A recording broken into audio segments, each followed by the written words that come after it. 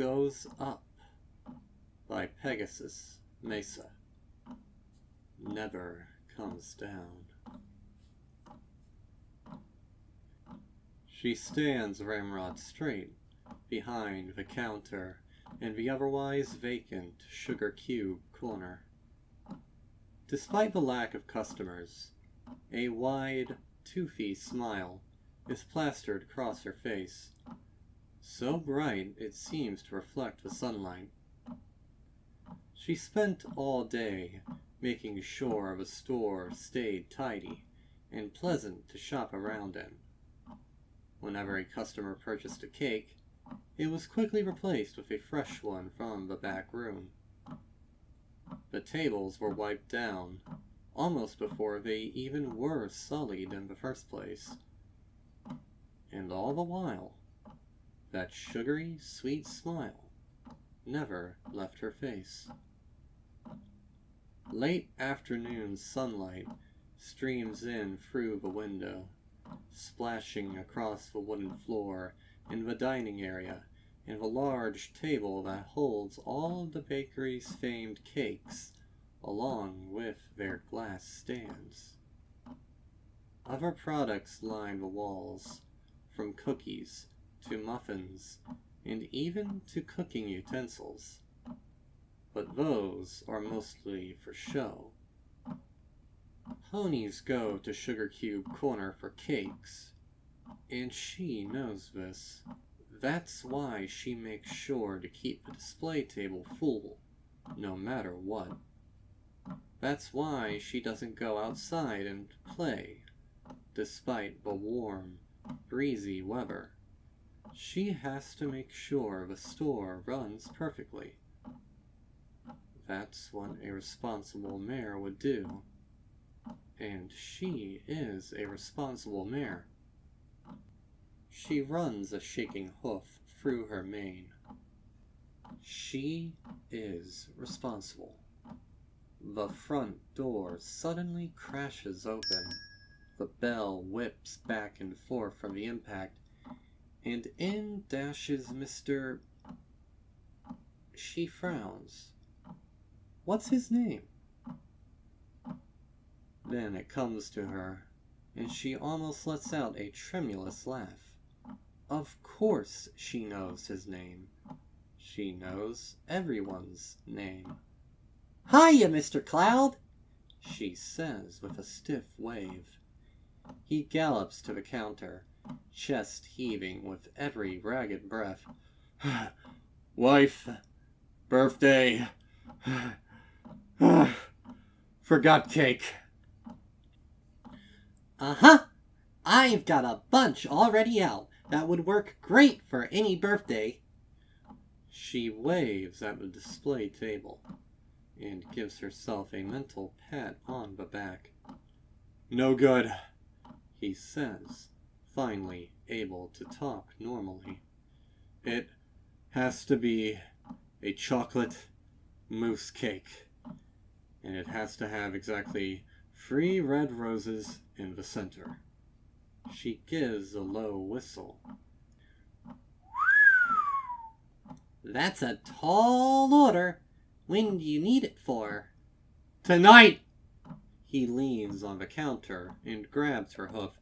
"I'm very, very, very sorry, but this is very important to her, and I nearly ruined it. Can you do this for me? Please?" Baking something as difficult as a mousse cake while running the bakery? She cringes at the thought, then gulps. They would be able to do it. And since they're out for the day, she's expected to do it too. It's what a responsible mayor would do. And she's a responsible mayor. She is responsible. 3 hours, she says, doing the simple math in her head. I can do it in 3 hours, so come back at 7, and I'll have it all baked up, dolled up, and ready to eat up. His eyes brim with tears. "My dear, you cannot know how very much this means to me. Thank you sincerely." She waves him out the door, then scrambles towards the kitchen. On her way, she passes the stairs leading up to the second floor.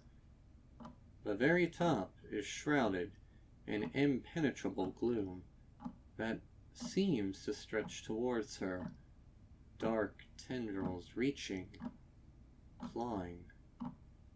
She shudders and ignores it. It's what any responsible mayor would do. It only takes a few moments to drag everything she needs onto the counter, and a few more to get the mixer set up. Then, as she dumps in the egg yolks, she hears the bell out front ring. She darts back out, not even glancing up at the dark, gaping abyss that awaits. A pair of elderly mares meander around the pre-made cakes. Every now and then, they lean in to take a sniff. This makes her smile flicker. What if they accidentally touch one with their nose? Then someone else won't be able to eat it, and she'll have to throw it out. She instantly pushes that thought away. She's a responsible mare, and there's nothing wrong with a customer inspecting the product. Accidents do happen. Responsible mares like her can look past that, and she is a responsible mare. She is responsible. A few quick steps bring her up behind the two customers. "Anything I can help you fine young ladies with?" She chirps, and instantly realizes her mistake when one of them jumps, accidentally knocking into a cake stand. Both stand and cake fall with a loud thump to the ground to lie there, unmoving, lifeless, dead. The startled old mare twists around, eyes wide with fright.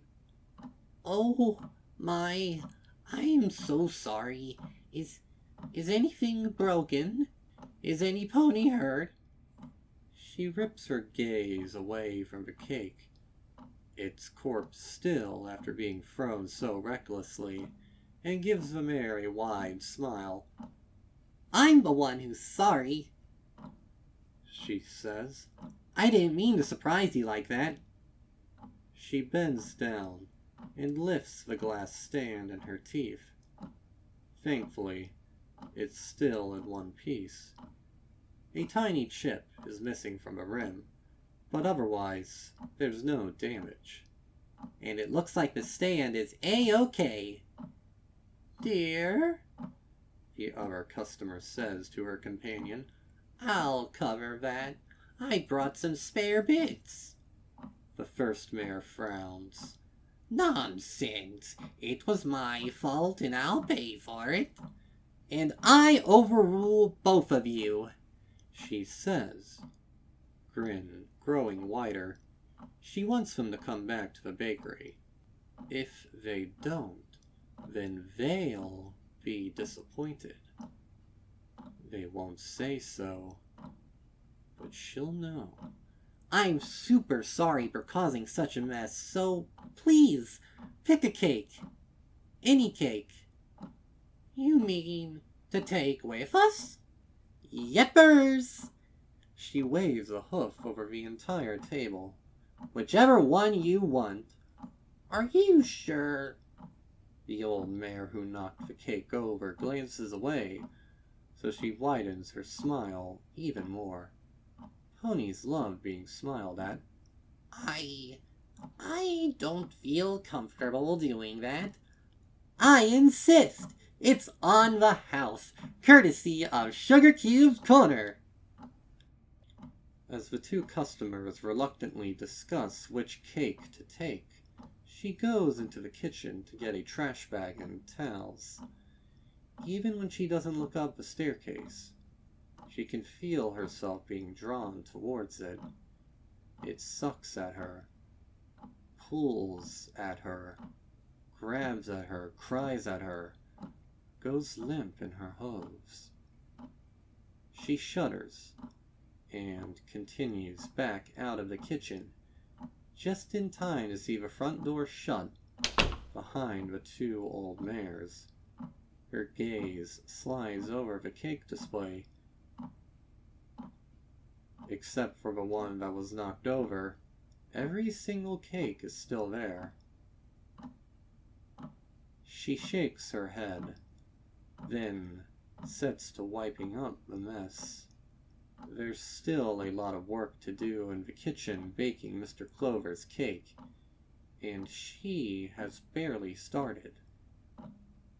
As she scrapes up the goopy icing, her stomach lurches. Her attention wanders towards the stairway, where silence reigns. Deafening silence. Shrieking silence. She is responsible.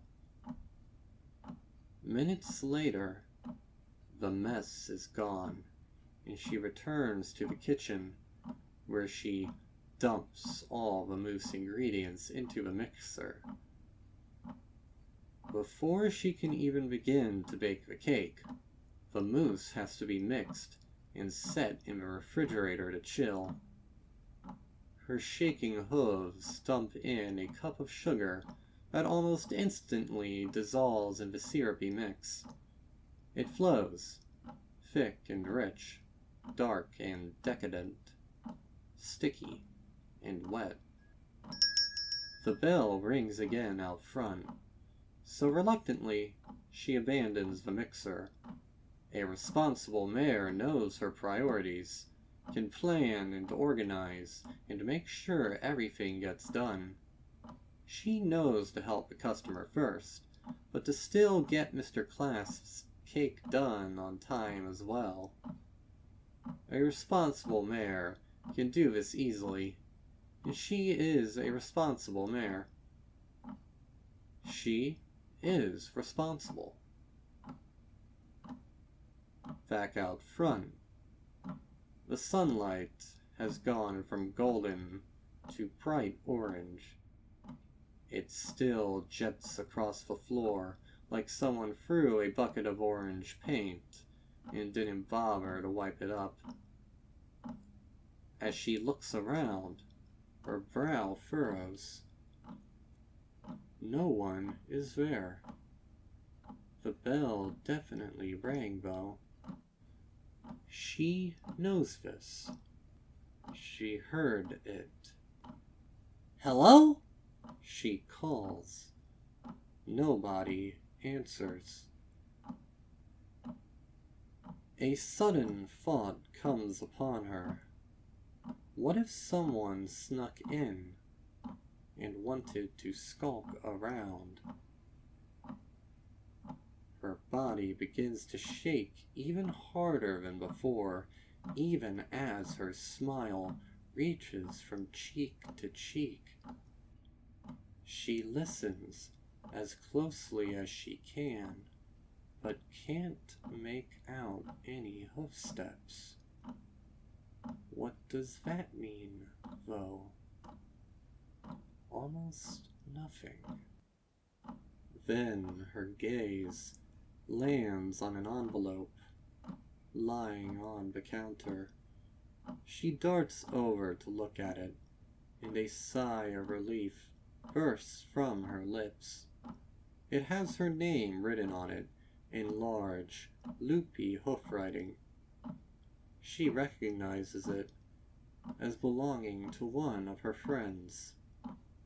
Whichever one it was, she must have come by, and then left right away after she dropped this off. Her tongue slides out as she tries to match the riding to a specific pony. But after a moment, she shrugs and gives up. It isn't important. She can figure it out later. She can read the letter later, too. It probably holds an invitation to a party. What else would her friends send her? A sudden longing grabs her, demanding that she leaves. It tells her to go to this party, draws her to abandon the bakery, the cake, the job, the life, and spend time with her friends. She shakes her head and drops the letter back on the counter. A responsible mayor takes care of the important things first before having fun. Besides, she is shaking too much to read it in the first place. She is responsible. Back to the kitchen. Again past the beckoning, shrieking, reeking maw of the stairs. It only takes a few more minutes to finish whipping up the mousse for Mr. Class's cake. She pours it out into a pan, watching as it drips, slides, oozes, gushes, bubbles out of the bowl.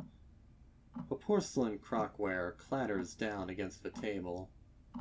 Then she slides the mousse into the refrigerator, where it will spend an hour chilling, thickening, congealing. She can't fail. If she does, if she lets down this customer, they will think she is a failure, that she is not a responsible mayor. They will never forgive her. Before she can start baking the cake portion, she hears a long wail coming from the stairs.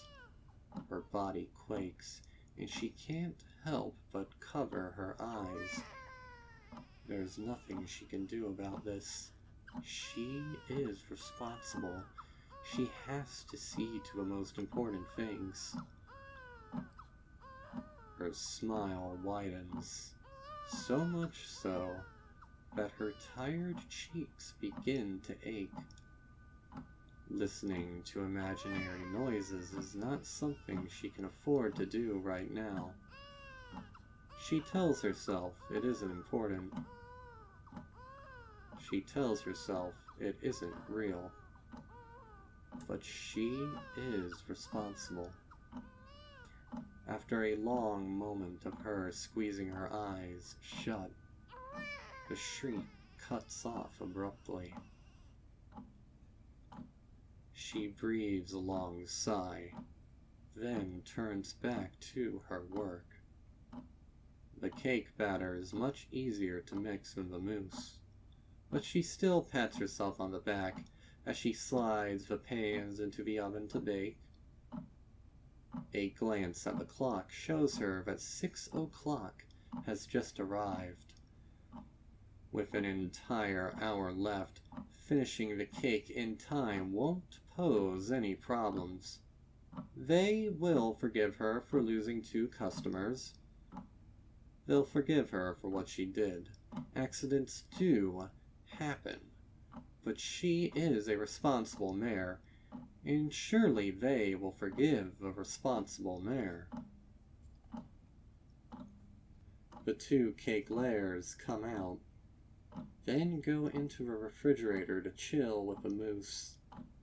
Nothing has happened in the bakery proper since the letter showed up. She ambles out to take a look around, almost managing to completely ignore the horror waiting for her up the stairs. Orange sunlight has deepened into deep red. She stops short, eyes shaking. 1 step back, then 2, and then a 3rd, before she turns and sprints back into the kitchen. The light there is pale, fluorescent. She can stay there.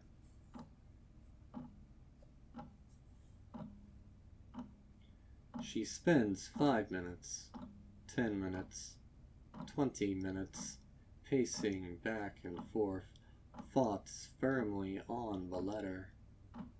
Maybe if she closes her eyes, she can go out and grab it without running into something. Maybe she can keep her fears in check until she has the letter and returns to the safety of the kitchen. On a whim, she reaches into a cabinet and pulls out an old radio. It turns on without complaint, and a few turns of a knob has it playing a jazzy, calming piece. Her smile loosens. A thin-legged table serves as a place to set the music, or she can easily reach it. She jumps when the cooking timer suddenly goes off. Its loud buzzing rattles in her ears and clashes with the soft music. Her hoof comes crashing down on the off button, and she gives a weary sigh. The time has come to wrap things up. Out of a refrigerator comes the 2 layers of cake, along with the soft, quivering mousse. Its dark color has paled into a very light brown, exactly what one would expect of this particular dessert. Now that the cake is cool, she can slaver it with mousse without having to worry about it melting off. This she does in a matter of minutes, expertly shaping and smoothing and crafting despite her shaking hooves, until what she's left with is a flawlessly smooth masterpiece. She squeezes whipped cream around the edges of the cake, then picks it up to take it out front, where she left the roses. The sun should have nearly set, so her hoofsteps are sure, more so than they had been all night. This is her moment. This is her chance to prove that she is responsible. Then, another high-pitched key rings out. She is responsible. Her hooves scramble, tripping over each other and sending her flying sidelong. The cake goes flying through the air, while her head crashes into a spindly table she had set the radio on. Radio, cake, and pony all go crashing to the ground. Mousse flies along with sparks, and the glass plate shatters along with her hopes. No, no, no! She cries through her smile, vision flashing. She can't see well, but not so badly that she misses the ruined cake. It was an accident. She hadn't meant to throw it so hard. She hadn't meant to. Just a light toss, just enough to jostle it, to make it laugh and smile just a little bit.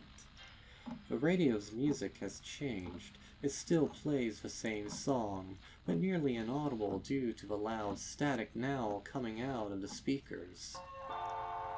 No! The clock chimes. It's a quarter hour until 7. There's still time to make things right. She can still fix this. Using both forelegs, she tries to gather the entire mess into one pile of cake and mousse, but a sharp pain jabs her brain as a shard of glass embeds itself in her flesh. She still scoops, pulls, shapes, almost like a filly trying to build a sandcastle at the beach. The radio continues to play its grating music. Why won't it stop? She's trying to fix this. Why won't it stop? A small scab on her lip breaks open from the intensity of her smile. Please, She sobs. please, I didn't mean to. I didn't mean to. It wasn't on purpose.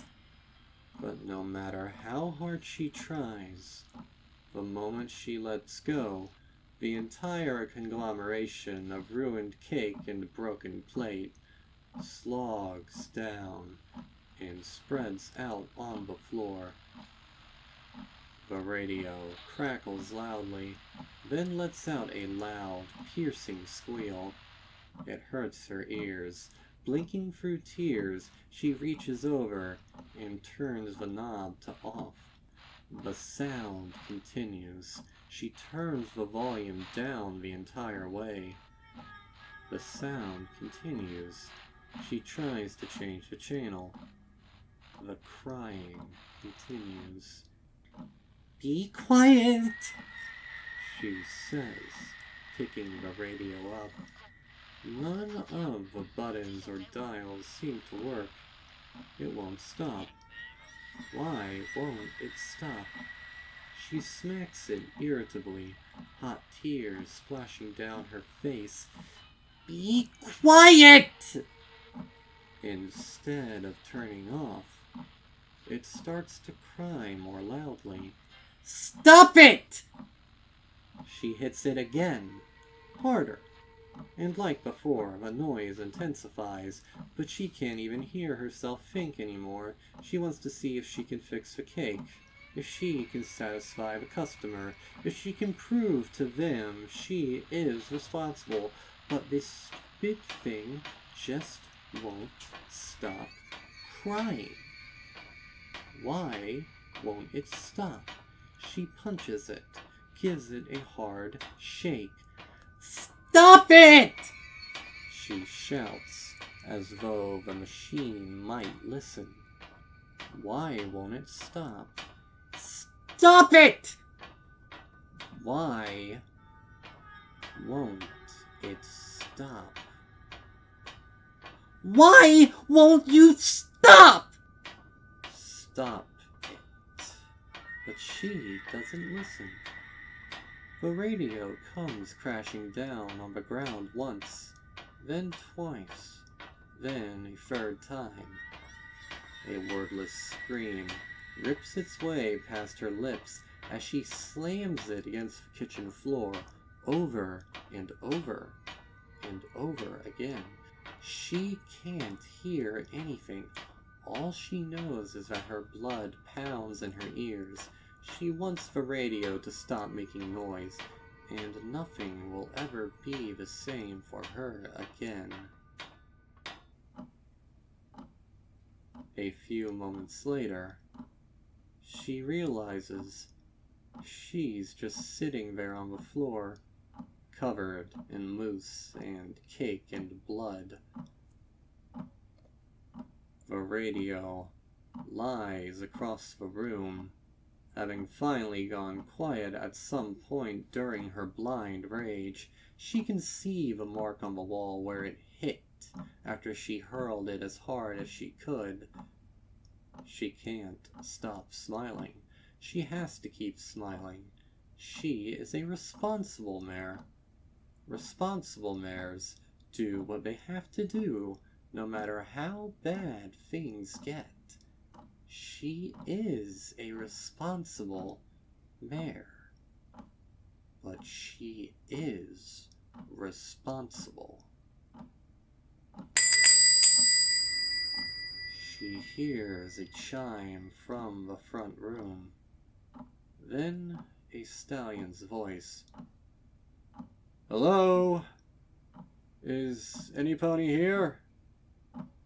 Mr. Cloak. I'm here to pick up my cake. Maybe if she stays quiet, he won't hear her. Maybe he'll just leave and never see this, and everyone will forget anything ever happened. She sniffs, then sobs. Slow, measured hoof steps make their way closer and closer. And then he pokes his head into the kitchen. His eyes bulge wide open. What in the princess's name happened in here? She sniffles again as globs of mousse drip from her mane.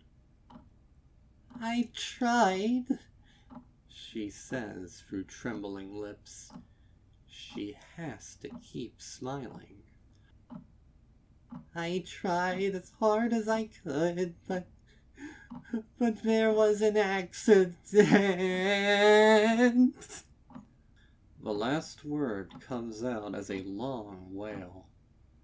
Her smile, which she had kept on her face all day, finally shatters, and she breaks down into choking sobs. She feels a warm hoof pat her on the back, but that does no good. It won't fix what she did. She is responsible. Minutes pass this way, with her screaming and shrieking, while this stallion, whose name she can't even remember, awkwardly tells her everything will be okay. Everything won't be okay. He doesn't know. She realizes, in a moment of dark clarity, exactly why everything won't be okay. The stairway beckons to her, promises her what horrible things await her in the coming days. She knows what will happen. So she breaks. Her face cracks into a wide grin. Choked sobs still squeeze their way out, but she turns to Mr. What's-His-Name anyway. Please, don't bother with me, she says, hiccuping. He notices her expression and quickly steps back. I'm really sorry. I didn't mean to ruin your wife's birthday. He gulps. I'm sure she'll understand, he answers in a shaky voice. I will you be alright? Yippers! She hides her injured leg. He must not have noticed the bleeding. Good. Hey, tell you what, it won't be a chocolate mousse cake, but please, pick whichever cake out front you want. On the house. I couldn't. She jerks to her feet. Really? I insist. A moment passes where he stares hard into her eyes, then finally nods. Very well. Thank you for the kindness. He turns to leave, then glances back once more. And take care of yourself. Please. With that, he walks quietly out of the kitchen.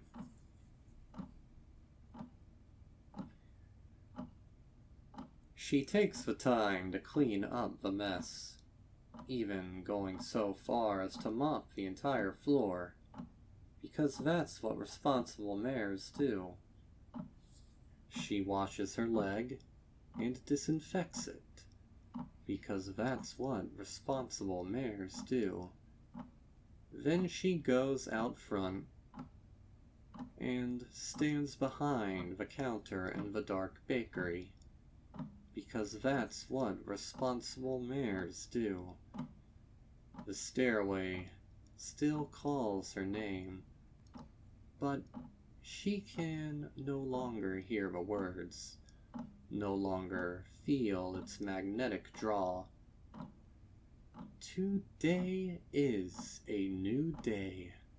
A day where she can prove that she is a responsible mare, and not just the mare responsible. She glances down at where she left the letter. It is gone. She wonders if it ever was real in the first place. Perhaps it was. The moon is already high in the air by the time they return home. The lights flick on. Hi! She says in a chirping voice. Mr. Cake yelps and jumps backwards. Pinkie?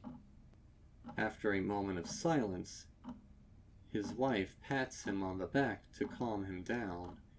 Pinkie, What were you doing here?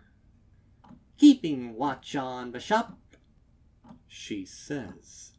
She has to smile.